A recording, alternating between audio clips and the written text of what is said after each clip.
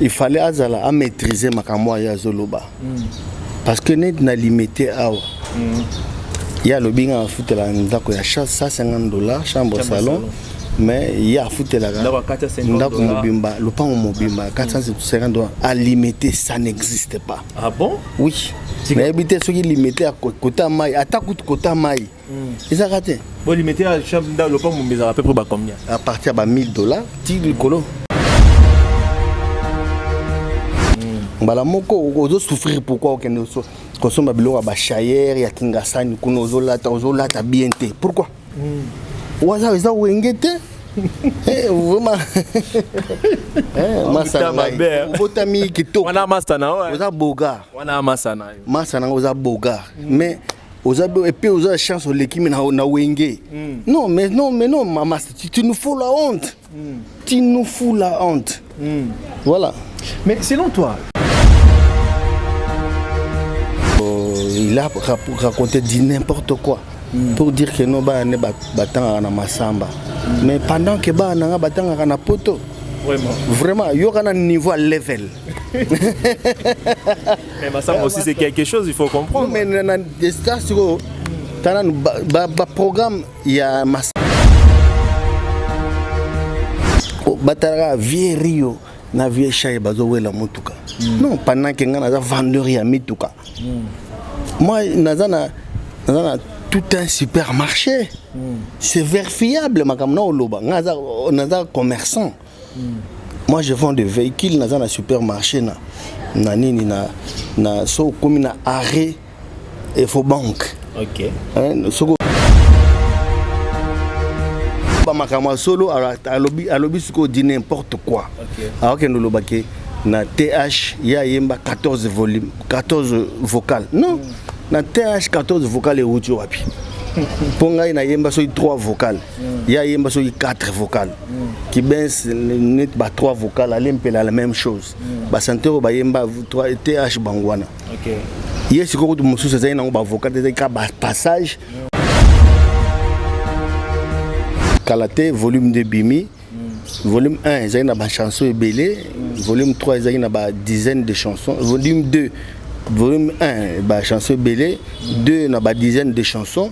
Déjà, il s'agit de belé. Donc, ce qui fait qu'à Moni, atikama mouke et bah savourer en gros. Mais quand on a année kaka, je crois avant tout chiter, troisième volume, il fait bima suite et fin tout clôturer les camabal du match. Tout ça, nous sommes en moussous. République démocratique du Congo. Ouais. Et c'est quoi votre secret? Qu'est-ce qui fait que Boloba Bongo et le connaît la sarma réellement Kaza l'orchestre le plus stable? Que orchestre mon côté au bandiste au basali battant au surtout sali. OK. Exact. Peut-être OK jazz dans les temps mais les lots exact. OK. Est-ce que pour le fait c'était battre la fille carré ba Ségué mignon ba Kibens ba Rio ba Gidel même quand tu vas petit na so o ba yeti ma baza pe na bambule belé na kati donc yango to benga ngo l'orchestre c'est le plus stable. Est-ce que le fait que l'orchestre est à la stable yango peut-être ndezo sala ki no bokende ko banda mo ba carrière solo parce que on se le dit vous avez déjà na ngonga wana la carrière solo? Bien sûr, faire go la battering. Donc, d'abord, on a des artistes qui ont trop. À préférence, on a chanteur. Je l'aime bien, la relation est bien. D'ailleurs, tout le temps, premier volume est bimi, faire go la benga, mais Rio. On a qui bat des matchs bimi, mais on a qui yote. Vous comprenez? Oui, oui. Mais c'était une deuxième. Na part na ngai o na ko sala ka yangwana tokuta na bana parce que ngana zangu mana ngoto tout faire gola pe mana ngoto biso bana nyangara biso na biso do bana ngiringiri nyonso tout tokuta na wana et puis bana wenge faire gola mwana wenge biso bana wenge tokuta na wana donc voilà. I love you Mathieu Mbumba voilà. Vraiment. OK, n'est-ce qu'on a chakwetu. OK. $1 mutombo lwaku mwana manu jibaka ngambela wasungula jikakola Patrick Jamba mulunda wa bantu malaen mulangala mugashi wa jiminu abasheriji bempia na simona bintu wa bajinabio vraiment mais quand vous expliquer sur le mini nikachi wana bato ba yoka chuluba te $1 mutombo lwa ku mona mal $1 mutombo. OK wena munga na kanchoni ngakisamu ikimina ikusanguluzaga manunga mamwina sangulu makumaku wena imuganda akanchonika ikusanguluzaga manunga mamwina donc za mukanda oyo bakoma makomi mbona yo le reste italiété. OK italiété yo kuyana kana nzembo na yo afuti studio na yekutu oyemi nzembo na yo. Voilà, petit espace. N'hésitez pas à liker la vidéo si elle vous plaît et si vous êtes nouveau sur la chaîne, n'oubliez pas de vous abonner et d'activer la notification pour ne rater aucune de nos prochaines vidéos. On commence. C&C Service Fret. Pour envoyer vos colis à Kinshasa, Matadi a un prix défiant toute concurrence. Une seule agence maritime, C&C Service Fret. En France, 23 rue Anatole France, 94 400 Vitry-sur-Seine. Référence SK Exotique. À Kinshasa, immeuble Beaumaillé Musique, 2 rue des Avocats, Limité, 1er rue, Funa. Référence en face de l'église du pasteur Wallo. Les départs se font 2 fois par mois par container. Paris-Kinshasa, Paris-Matadi. L'enlèvement se fait à votre domicile en France. C&C Service Fret. Au Tietembe, au Moniango. Bonsoir ma communauté congolaise. Ah, ils appellent Nabino, na All Nation Store. Et pas ya maître Seti. Tous autres kabiwa rolia, oyo, nanga, naye, bisonyo sotu, poliaka. Tous allez awa na Tottenham L. Na numéro 121, High Cross Road, postcode N17, N9NR, sorry. Soko leki, restaurant Deluxe Mana, topé Deluxe Mana, au leki mouke pavement au mati kabiso au monde na soukawana. Ou soit sur outil Boost Grove, on a 123, 230, 242, 76 et tellement cas juste à l'émotion na biso aw. Ou soit au kitika na underground ya Tottenham L, nde obet no makolo quand on est au restaurant Deluxe, soko ye au monde abiso awa. Tout ça ba produit surtout, tout ça ba carton surtout, malangwa, tilapia, ngolo, malwa, soso, makayabu, pondu, bref, biloko surtout auto salango. Voilà, mesdames et messieurs, chers abonnés de Tonton Promo Télévision, Bonga Loudia Télévision, nous vous disons un grand merci pour la confiance que vous continuez à nous faire. Malgré que moi, contre-temps, ils ont raté, mais Bonga Loudia, c'est la bienvenue vraiment Moussala. Et très souvent, je vous l'ai dit, vos remarques, vos critiques seront toujours le bienvenu parce que ce travail, nous le faisons pour vous. Donc, nous sommes en compte. Moi, c'est votre humble serviteur Jigel Kabemba et derrière la caméra, c'est le Tusu Design. Mesdames et messieurs, le mélomane de la bonne musique, nous vous signalons qu'aujourd'hui, nous recevons pour vous Rio de Janeiro, on a moko ya ba musicien, ya Wenge BCBG, ya Papa Chéri Jibin Piana, l'homme de mise à jour. Avec lui, Robert Tanon Masolo et Nzembo na Kitoko I Love You et en même temps il y a balle de match parce que I Love You eza issu dans 4 albums balle de match ou déjà to consommer qui toujours continuer à consommer volume 1, toujours continuer puis continuer à consommer volume 2. Donc Maloba est belé, eza comme on a pas si je suis avec Rio de Janeiro, azana à droite nanga il n'a pas si Mbote directement. Mbote Rio de Janeiro. Ouais, Mbote. Néni santé? Ouais, ça va. Et nous nous présentons bien aux alliés, membres, moi comme musicien à Wenge, BCBG. Est-ce que vous pouvez santé à mouvement en ce moment-ci? Ouais, BCBG ça va vraiment. Donc désormais on est Tozongeli atmosphère. Okay. Donc on a parlé Nabiso. Atmo, donc non, concert. Ah, ok. Chaque dimanche, tous en atmosphère. Okay. Donc voilà, donc tous en activité, nabiso, rendez-vous dominical. Ok. Donc pour dire que ça va quoi. Et on avait entendu parler d'un concert de Pullman. Ils ont donné pour un concert à Pullman. Le concert à Pullman, l'atmosphère est dans Pullman. Ah ok. Il est dans Pullman, mais on a un rendez-vous dominical chaque dimanche. Ok. Toujours bongo wana. Et le de répétition, ils allaient dans na justice croisement justice na 24 na quoi à collège Boboto wana. Donc voilà. Et le samedi passé, le dimanche passé, vous avez déjà presté vos prestations, non? Ouais, depuis ça s'était passé comment? Depuis que Zongeli atmosphère, Tobeti il y a 3 fois. Okay. En tout cas, il équipe très bien, très bien. Donc c'est dimanche aussi Tozawana. Donc place to kena kuta na banzanga Mobutu, Zadio Mulumba, Dada Kanda. Play nyonso quoi, donc Dieu donné Ongei, donc Guy Florent Makila, donc Tokota na Kawana, donc très bien, donc atmo bien en haut ce que y Ozonga na bilamano na parfait na okandenge zaki ezate ko solo akamundele o solo milinga noté, donc ezala parce que so côté na boîte tant ko bima elembo ba mère ba yeba kaka uti boîte ta yo kona solo ya cigarette na nzoto mais natimo okozonga kaka nengo yaki. Vous en avez aussi profité pour n'akobeta banzembo ya balle de match quand l'atmosphère wana retour ezaki ndeni par rapport à invité par rapport à balle de match et c'est pas ça qui ndengeni. En fait, balle de match, dans ton bandit, mon angoté. Mais il y a des fois où tout ça, là, moi, crèche caca par-ci par-là. Seule chanson, il y a balle de match, c'est Zebuka. Pour dire que c'est générique et puis il y a un de tout clippé jusque là. Donc voilà, toujours c'est la sortie à troisième volume. Okay. Pour que tous surtout ça la sortie officielle à balle de match. Okay. Voilà. Merci beaucoup pour cette précision parce que cette question là on retourne à quand la production pour la balle de match et aujourd'hui tu nous as donné la précision par rapport à la production nango. Mais tout ça na I Love You. Ouais. Une très belle chanson Oyembeli Mathieu Mbumba. Mais au début c'était Mambeta.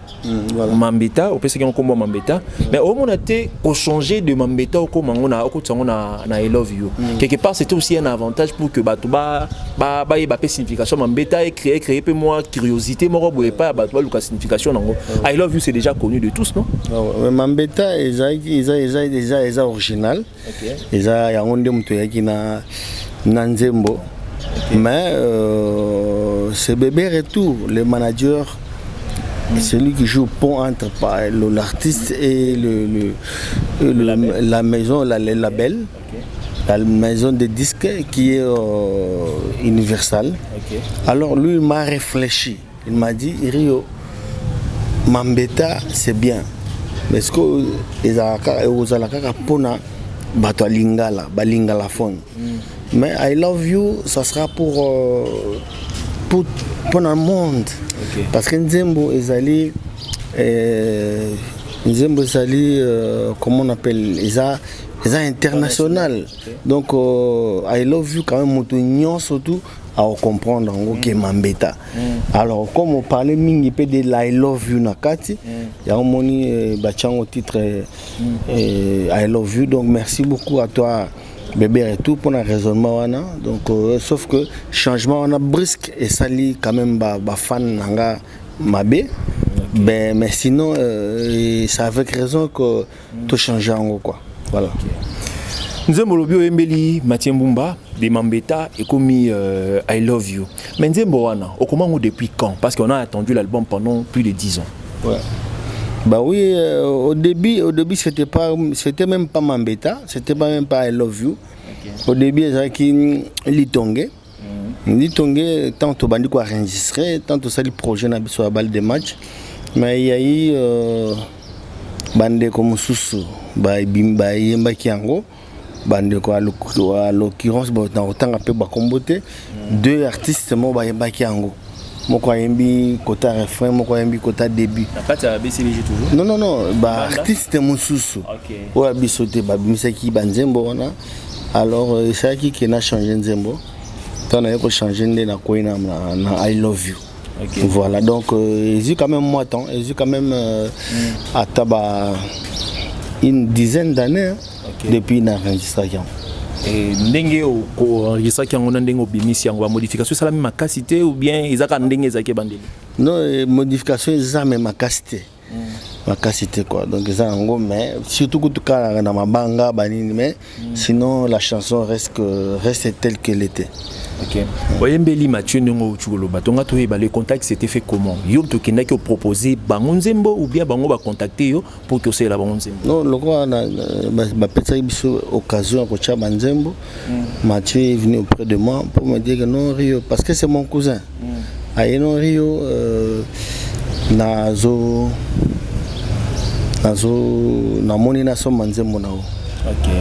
Parce que tout est kango soko lingina dédié yo c'est à l'échange il y a quelque chose donc moyena le kotro donc to sololi akatelinga makamnanga voilà tout début avant attendre qu'on soit enregistré c'est ça ouais voilà c'était ça to coopérer bien na yembeli voilà. OK. Maintenant, il y a une question de curiosité que vous avez. Quand vous allez, par exemple, un artiste, quelqu'un, mécène vous contacte pour que vous ayez un Nzembo. Est-ce que dans le groupe, on vous oblige aussi de donner quelque chose? Moi, ni ou bien peut-être dans le groupe, mais pas papa chéri, soit appelé son Nzembo. Le reste est aliété. OK. C'est aliété. Il y a un Nzembo. A foutu studio na yo kutu. Oye Nzembo na yo. Okay. Voilà, après ce espace, il y a voilà. Et les gens qui participent,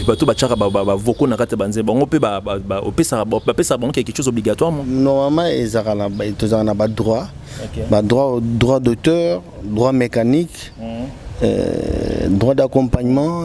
C'est à peu près mon droit mécanique, donc droit de participation. Okay. Voilà, droit ils ont droit. Voilà.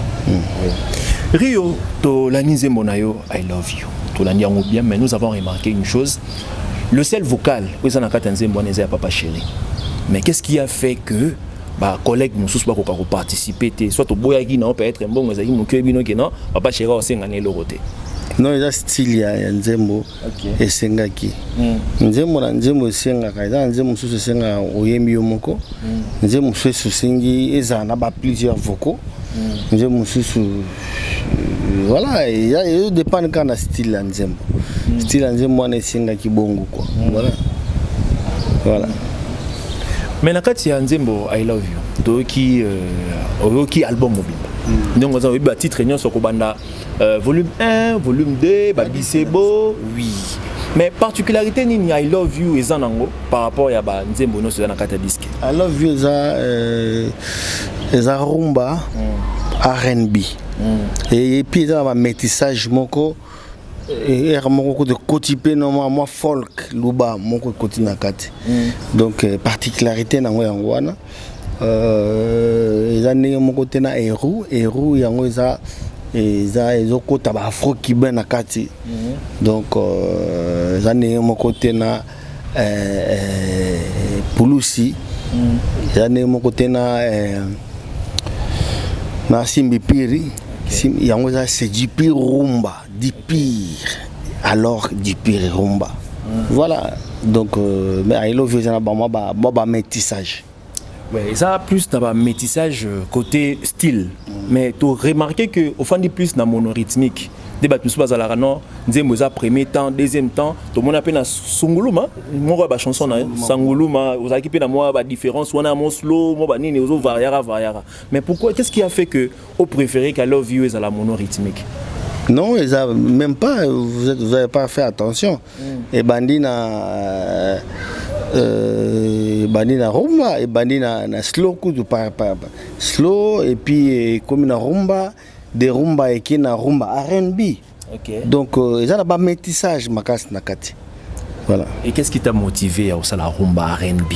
Et puis que rumba R&B ba te belé ba réclamera paternité dans makas. Apparemment beaucoup plus influencé dans le style libanais qui écoute en originalité. Non, rumba reste toujours rumba. Okay. Mais bâtiment nango. Bâtiment nango ndekenda ki na moi qui R&B muke. Donc na petit bolingo nango maboko nde et ça la Batman on est au salama R&B mais rumba tika rumba voilà donc rumba toujours ça surtout ba rumbiste toi ba artiste rumba congolaise to uti kuna naza parmi bana boyo ba ekoli na rumba na nzoto nga yembi pa na groupe Madilu System. J'ai commencé par Madilu System et sika rumba penda donc ezaki pe saka penda na rumba na makila quoi. Et voilà. La rumba de qualité. Oui, voilà. Et siko rumba ya biso ya BCBG eza rumba impérial, rumba isangani na massage. Okay. Voilà. Donc une rumba responsable aussi, il faut le rumba mature. Voilà, rumba mature. Rumba mature, rumba impérial, voilà. Okay. Vu que nous continuons toujours à parler de la chanson I Love You, Toyo Canon I Love You et Panayo et puis Tozonga il sous Mituna na biso. Yaka otala mpeyo mona rouge à lèvres na chaki ezakaka na ba lèvres nanga Elise yeni po ba fiti ba Mathieu Mbumba ajali bolingo na yo Mathieu yango ne permetaka banzoi bacha sucre na miel Mbumba yango ne nalinga makayo ehei ne me quitte pas le monde est merveilleux mais amour à Mathieu Mbumba eleki ba merveilleux nyonso na mona sur terre nakatia motema nanga bonheur et trace déjà marche esika amour na yo esuki nde esika souffrance nange bandi Jean-Paul Kalema nanangwa noba hey Gijuma yela loba que l'amour n'existe pas et ça vrai pona Christian Lomoto faut pona ngaye po moderne nazolinga bo kerilumbe on dirait hasard elilingi zoto nanga voilà refrain nango na pesi yo bolingo nango fele sokeza moke bakisa mpe na molimo monena beta boy R&B koti wana oui bomoi nango simbi na maboko sogonya jango mambeto lukiliwa oh yayo I love you Mathieu Mbumba voilà vraiment ok nesko na chakwetu ok $1 mutombo lwaku mwana malu jibakangambela wasungulaga jikakola Patrick Jamba mulunda wa bantu malain mulangala mugashi wa jiminu abasheriji bempia na simona bintu wa bajinabyo vraiment nika veko expliquer biso lobi ni kachi wa bato ba yo kachi lubate $1 mutombo lwaku mwana malu $1 mutombo yaka omona makambo $1 mutombo yaka omona makambo libala eza lokola posong eza lokola nguba ok donc mon nguba eza na okaboye mbuma eza na kati eyebani te ok donc mais sikoyo yo siko pona nguba oyo ekomela na kati ok voilà hein, donc eza adage kaka epana biso lobaka bon Dieu bakankambela wasongola katika kola donc soki olingo pona mbuma ya nguba oyo ekomela ok donc na kotanga siko bato ba valeur na bango Patrick Jambaza moninga ya bato Malen Mulangala aza mukashi mwene jiminu Malen Mulangala azali mwasi oyo ya libota mwasi wa mabota wa botaka ok papa chéri jibwe mpiana simona bintu wa bajinabi donc papa chéri jibwe mpiana aza mutu aza mukolo makambo. Vraiment. Voilà. Apparemment, c'est ta particularité, hein, parce que dans Sangoulou m'appelle un mono beti. Moi, ma langue pe ani. Na Sangoulou ma kenai kota bandundu. Ok. Wena munga na kanchoni gakisamu ikimina ikusangulu zaga manonga mamwina Sangulu makumaku wena i muganda aganchonika ikusangulu zaga manonga mamwina. Donc za mukanda oyo bakoma makomi. Oyo la musaka milimo nzoto nanga. En français, en bref, on dit tu es l'être le plus cher. Okay. Donc pour moi Vraiment. Voilà. Air moko na kenda kana tina ba français. Pourquoi je suis amoureux d'inana trop surveillé. Atako tu prisonnier na mangala zalaka na droit ya visite. Wana na ken en French. Dis-moi que je ne rêve pas que tu es bien là près de moi. On cherche annonce. Oh yeah. Donc na air moko na kota na balanga. OK. Nasina kenda ko tu na ki arabe. Ah bon, tikabo. Peut-être Rabana afinati dunya sanatan afinya granyati sanatan waganya zabwanu moto ya linga ganzoga gomaka na ajo yo ya bana ya mige. Voilà. On a bon lobini. De retenir ni. Tu vois les qui arabe donc la prière, il y a ba musulman. Et ça prière à ba musulman. Mesdames et messieurs, je suis avec Rio de Janeiro. J'espère bien boulani nengazoe mabo qui vraiment ba qualité artistique, connaissance musicale, il y a artiste et je suis très sûr que Bosepeli naye, Bosepeli vraiment la façon naye ya parce que c'est un grand plus de 20 ans. Nakat il y a BCBG. Voilà. Donc plus de 20 ans, 4 chansons déjà. Oh, ils a 4e non? Si je ne me trompe pas. Oui. Donc ils a 4e. Avec ton expérience, 20 ans dans Katia BCBG, Tomoni, BCBG a mis 6 mois d'album et belé, Tolandi, Titanic, Internet, tout ça. Et aujourd'hui, tu as un bal de match où ils ont produit par Universal. Quelle différence faites-vous entre production et Universal et la production où ils ont précédente? Bon, nous faisons la production et chaque label est à peine à ma particularité nango. Sauf que Universal a quand même grandiose, a quand même moindreté. Et puis à produire artistes planétaires. Dans la façon de faire ça, et puis na époque ils moderne. Voilà donc différence avec la maison qui est Messi Simon, Badivé, voilà. Et la vente en ligne, et ça se passe très bien, vous êtes satisfait par rapport à la vente en ligne aujourd'hui? Bien sûr. Et donc vous êtes vraiment satisfait que vente en ligne est bien. Sur la plateforme surtout, vous êtes mobimba. Et puis ils ont CD la victoire. On a distributeur na Cameroun, on a dit non, so betika na plateforme. On a besoin ko nzembo Rio betika Jibin Piana I love you. Na deuxième volume na balle de match. Oza wana. Vraiment. Et à Kateko, à tous les États-Unis. Oza wana mbala moko za système amicolo. Voilà. Et toujours continuer, mais là on a remarqué au Mississippi volume 1, au Mississippi volume 2, mais volume 1 jusqu'à-là, tous les qui n'avaient 2 clips si je ne me trompe pas. Mais qu'est-ce qui fait jusqu'à maintenant, les clips ils ont retardé? Le problème est que on a autour Universal, ils produisent des artistes planétaires. Alors avant nous, ils ont commencé avec d'autres artistes, il y a monde, d'autres artistes. Donc il y a eu plusieurs artistes qui ont produit. Il fallait bazana bango, le corps bandagi na bango, c'est ça va tournage. Ba clipper banze il y a ba planète. Alors c'est selon programme na bango. Je crois que c'est la souka parce que nous bébé retour ailleurs, manager international. Je crois à cause de la porte sololité. Et puis, dans l'administration, je crois à cause de la déjà pour la tourne, surtout dans le clipper. Donc, déjà programme, déjà programme universel. Voilà.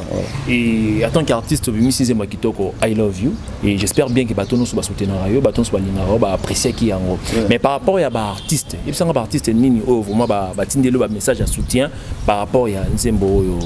Il y a eu I love you. L'artiste Bazali, le quoi vient dans Lucien à l'Erosinol de Mingongo.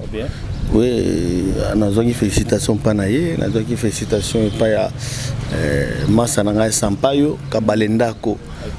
Nazoki félicitations panaye, félicitations pa bato belé plusieurs artistes, c'est le Oscram. Baza moi belé ba féliciter kinga. Donc voilà. Et à part ces artistes-là, Tanguy, quels sont d'autres artistes avec qui tu entretiens des très bonnes relations? J'espère que comprendre la nuance. on nyonso to na relation bien na baninga na nga nyonso tout ba collègue na nga tout na conflit na mutu te bobenga na rapé vous êtes en contact neti banani a pas au tangi basé belé na za ka pona otanga bango te ba héritier déplique Massa nangai Lacoste, Didier Lacoste, Mvama, Papi Kakol, c'est bon de la machine, baza moi belé. Bacha Ingenge, c'est mon ami, c'est vraiment un ami. On a commencé avec lui na bas âge, to banina na groupe Jolino. Okay. Là où on était avec de Sampaio, de Soleil Wanga, voilà. Dès que nous étions à Bacha Ingenge, moi nangali bosso botama na noté. Donc c'est vraiment, on s'est connus à bas âge. Okay. C'est vraiment un ami. Il a raison de dire que aux autres dans la chambre salon, balanaye, batanga na masamba, c'est-à-dire qu'il te connaît. Il me connaît, mais il raconte du n'importe quoi. C'est vraiment du n'importe quoi. De la salade. Au fait, côté wana. Il fallait à maîtriser ma camoa ya zoloba parce que net na limité awa il y a le binga foutre la ndako ya $150 chambre salon mais il y a foutre la ndako mobimba le pan mobimba $450 à limiter ça n'existe pas. Ah bon? Oui, mais habiter ceux qui limité à côté mai attaque côté mai ils ont raté. Bon limité à chambre le pan mobimba à peu près combien? À partir de $1000 tigre colo. Dès que ma pango bien limité, c'est une concession. Vous comprenez? On a habité le pango à $450. Ils ont raté tant sur le bas studio. Le bas studio, il y a un à foutre là, peut-être. Donc il a raconté du n'importe quoi pour dire que nous ne battant à Massamba. Mais pendant que nous ne battant à Poto. Vraiment, il y aura un niveau level. Mais ça aussi c'est quelque chose, il faut comprendre. Mais dans le programme, il y a Massamba comparé on a programme, il y a Pototé. Peut-être l'école belge, l'école française par exemple, peut-être. Il y a un des normes. Donc côté on a azana se makasi accueil provoquer côté où il y a provoquer pour dire que non Rio nga tambola na mutuka non mutuka bana oyo baye na musique sika ba comment pe na mituka vraiment batara vieux Rio na vieux Chai bazo wela mutuka non pendant que nga na vendeur ya mituka moi nazana tout un supermarché. C'est vérifiable, on a un commerçant. Moi, je vends des véhicules dans un supermarché. So comme un arrêt et faut banque. OK. En allant vers Kinkole, na droite na yo. Oza mobimba. Oui. Voilà, donc Yohana Pena, ça va lui coûter les yeux de la tête. Ça lui coûtera cher. Voilà quoi. Vraiment. Et puis, Narazo Bayono, Rio, pot de fleurs. Non, pot de fleurs, il faut savoir. Le problème est peut-être gêné. Narazo Mona non quoi, il y a ils n'ont rien. Yo, les logs bavante comment go en ligne. So l'union là tap na boy contacter Dadi Lukombo. Vraiment. Dadi Lukombo so bengi kaka na Lyon wana. Boutique frat à mode. Balamoko ozo souffrir pourquoi okende so consomme biloko ba chayer ya Kingasani kuno ozo lata bienté. Pourquoi? Waza eza wengete. Vraiment. Botami kito. Wana masana ouais. Oza boga. Wana masana. Masana oza boga. Mais oza et puis oza chance l'équipe na wenge. Non mais maman, tu nous fous la honte. Tu nous fous la honte. Voilà. Mais selon toi, raison pour me causer nini pousser à Abim ça va bloro moi bon selon. Raison penanga na chai. D'abord on doit ba master. Et puis, ce que je suis allé dans le Rio, tu as une ressemblance. Ce Rio est allé dans le Air Moko, Bazaki Rio a bien Chai. Chai Air Moko a bien Rio. Donc, tout ça qui va pire à ça. Donc, mais c'est quoi le problème? On a écouté, nous avons une place pour le abasalaki émission moko et banaki asalaki émission moko azo cité abi aleki héritière Watanabe ngato so landaki yango binayaki yango soki nga landaki yango te ne journaliste moko kamutele ngaka ne bozo ya boye elle nga lisolo yango que Chai aleki héritier aleki Ferré aleki Fali biso kutu bari n'en parlons pas aleki voire même maître Gims aleki bango. Vous comprenez? Là, ça n'engage que Chai. Nous avons respecté l'opinion. Ça n'engage que lui, mais pour Rio, Najar Nanga, Moutouale Kinga passe à la raté. Est-ce que personne n'a blessé Chai? Non. Je comprendre le col na bassesse d'esprit, le col à comprendre Makambo à travers. Je comprendre mal. Ça me prendre Nanga pour rien. Voilà. Donc, il y a question, il y a problème, il y a compréhension. À comprendre qu'il y a été, il y a un moment à s'attaquer. Solo, à l'objet, dit n'importe quoi. Alors que nous l'objet, na TH, il y a 14 volumes, 14 vocales. Non, na TH, 14 vocales et audio. Ponga il y a 3 vocales. Il y a 4 vocales. Qui baisse net 3 vocales, elle la même chose. Basantero ba yemba 3 TH bangwana. OK. Hier c'est quoi mususu c'est un vocal des passage au grand frère na bangwa en tant que parolier. Grand frère na biso vient na biso Senado, honorable Senado que je respecte. Ayaki na banzembo ateki. Na kata banzembo wana ba passage mususu comme il y a ebaki on ndako na bango nda yaki il maîtrise bien la chanson asali ba passage wana azu privilège nango mais tikala ko koma ata setité vraiment pourquoi koko ça c'est ça ce qui me gêne il y a ole kanate voko ça c'est ce qui me gêne moi voilà. Bon, tu vas s'attarder vraiment au Wanate. On appelle la poser une question. Vous entretenez toujours de bonnes relations? On est à Zulema. Ok. Avec le Bonzembo Zulema, ils a bien été. À Betinzembo bien été. Ce qui a sangisi kaka. Mais Nzembo yozo critiqué parmi Banzembo batuba o sepela. Nzembo wana ezana kati. Mais Nzembo na yo batuba bien ngote. C'est ça le problème. Vraiment. C'est ça. Oui, l'artiste est s'attarder vraiment sur Yangote. Lenga a posé une question encore. Tu as dit que tu entretiens des bonnes relations avec presque tous les artistes. Ouais. Est-ce que j'aimerais aussi savoir, tu continues toujours à entretenir des bonnes relations avec Ferregola? Bien sûr. Bien sûr. Ferregola battering. Donc, d'abord, on a des artistes qui ont trop. À préférence, na ba chanteur. Je l'aime bien, tous les relations bien. D'ailleurs, tout le temps, premier volume est Bimi, Ferregola benga oui mais Rio. Na qui bat des matchs Bimi mais na yo ki yota. Vous comprenez? Oui oui. Mais c'était nga minze mon nga deuxième. Na part na ngai o na ko sala ka yangwana tokuta na bana parce que nga na zangu bana ngoto tout. OK. Ferregola pe mana ngoto biso bana nyangara biso na biso. Do bana ngiringiri nyonso tout tokuta na wana. Et puis bana wenge Ferregola mwana wenge biso bana wenge tokuta na wana.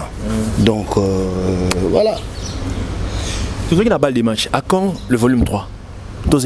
Volume 3 normalement il fallait un pack mais patron a moni volume 1 temps Bimi Kalate volume 2 Bimi volume 1 ils ont une chanson et belé volume 3 ils ont une dizaine de chansons volume 2 volume 1 bah chanson belé 2 na ba dizaine de chansons déjà il s'ali banzembo belé donc ce qui fait que à moni atikama muke et ba savourer yango.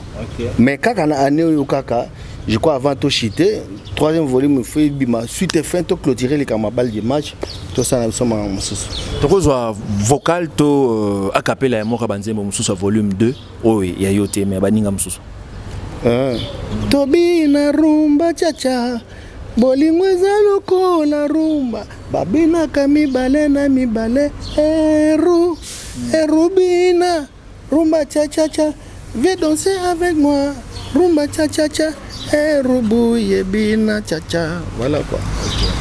Okay. Tu as remis déjà tendre vers la fin. Volume 1 Bimi, volume 2 feedback.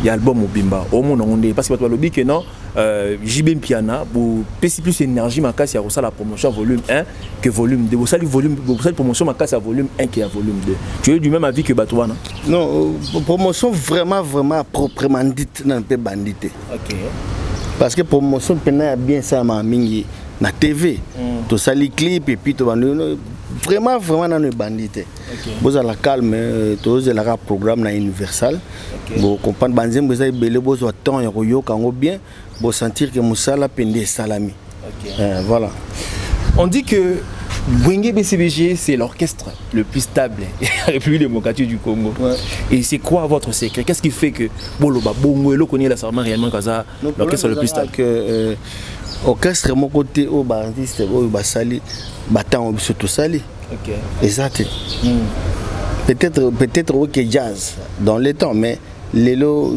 exact OK est-ce que pour le fait c'était batoko la ba fi carré ba Ségué mignon ba Kibens ba Rio ba Gidel même quand ba petit na biso o ba yeti ma baza pe na bambule belé na kati donc yango to benga ngo l'orchestre le plus stable.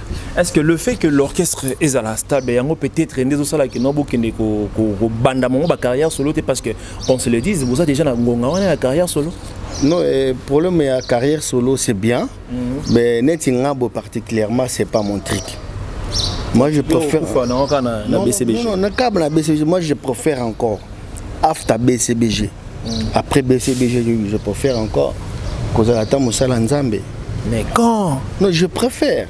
Tu préfères ou bien tu dois avoir l'appel? J'envie et puis j'attends l'appel. Ok. J'attends l'appel. Ils ont requête pour la Moussala Nzambe. Pour que nazo souffrir nango basambela ponanga nazo zela appel wana tous les jours.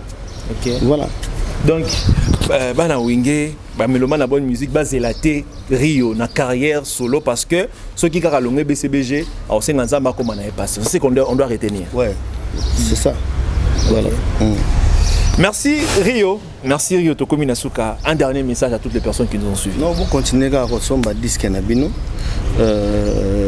Bokosepela, banzem bezai belé wana bosepela. Donc le cours des derniers mois, je crois. Oui. On a profité na pesa bambo théâtre na ba master nanga gi Flora Makila. Mokonzi na Balima, bon séjour en Europe, na pesimbo théâtre na Charlie Mbanga. Na États-Unis na pesimbo tatro na Jean-Ville Moukeba vina Raoul Kalala bazav maman ebele na pesimbo na Sorozo Mirozo Jean-Pi Mongala grand frère nanga propre na pesimbo tatro na Sorozo Mirozo petit nanga Guy Jedem Serge Kamba na Bossanioté na Bossanité Edi Kamina les dinosaures bazav maman ebele donc numéro nanga ezali 09 98 85 26 63 09 98 85 26 63 nada na chaîne nanga ya YouTube oyo BCBG TV bon continuer toujours ko s'abonner et vous calanga bien donc désormais tous en atmosphère wana chaque dimanche. Voilà, je vous aime. Rio, nous avons désannoncé maintenant que le micro pour que aussi la biso compilation il y a 4 chansons on dit on extrait tout ce qui na nzembo na biso suka I love you. Oui, mesdames et messieurs, nous sommes arrivés à la fin de cette émission. J'espère bien que Bolandi on peut bosser peli comme j'ai l'habitude de le dire critique na nous vraiment Rosala le bienvenu. Moi c'est votre humble serviteur J Kabemba et derrière la caméra c'est le tudisan. Je dis un grand merci à tonton promotion pour l'opportunité et j'ai dit aussi un grand merci à maman Roki Bizimungu, papa Dodo na Dallas, na Robo Sonaté, le génie Kalebe Bizimungu, na Pession Mbote. Mais avant Tokata, tozozongisa micro, totikelande Rio micro, asala biso elengi. Il y a compilation, il y a 4 chansons naé, et osala biso Fomo Kitoko. Mesdames et messieurs, ngana tiki bino. Ouais, na profité pe na po Sambota trop na bon séjour na Winnie Kembo en direct de Kinshasa. Donc bon séjour à toi. Avocat défenseur nanga ba commissaire baba.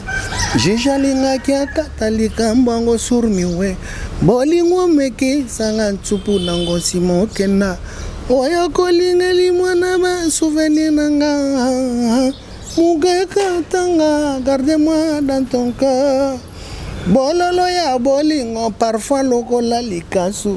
jamais okoyoka na monoko ya moto mosusu pambu na kati ya mungwa muke tala sor na nga moseleki te kolala na mokongo danger muke katanga garde-moi dans ton cœur Guy Roger Tansara na monaki onebale hei ya motema na ngai yoko na jena kati kuna yo kolobela ngai maloba kama te maloba zumi te ngai liloba moko mami ezala pa je t'aime yo na ebale nga na ngambo Julie Weston yo fungoli prison yo kotisi ngai na kati ya boloko nakuti fongola paradiso oyo babengaka bolingo hei lamuri wena muga na gachoni gagisa muigi mina ikusanguluzaga manunga mamwina ayebi koloba hei ayebi peko tambola tendresse za ba caractéristique na ye lokola ngula na Equateur yangonga na kangama na ndobo zanga pambu ngoyo ozolele oh yayo I love you Mathieu Mbumba éternité ya bolingo ata nzoto kufi amour raison vivre ata dans l'au-delà na kotinga mukaka Julie appela bifunda bolingo ateza kilo jamais bakomemisa yango na portere wo je vous aime toujours.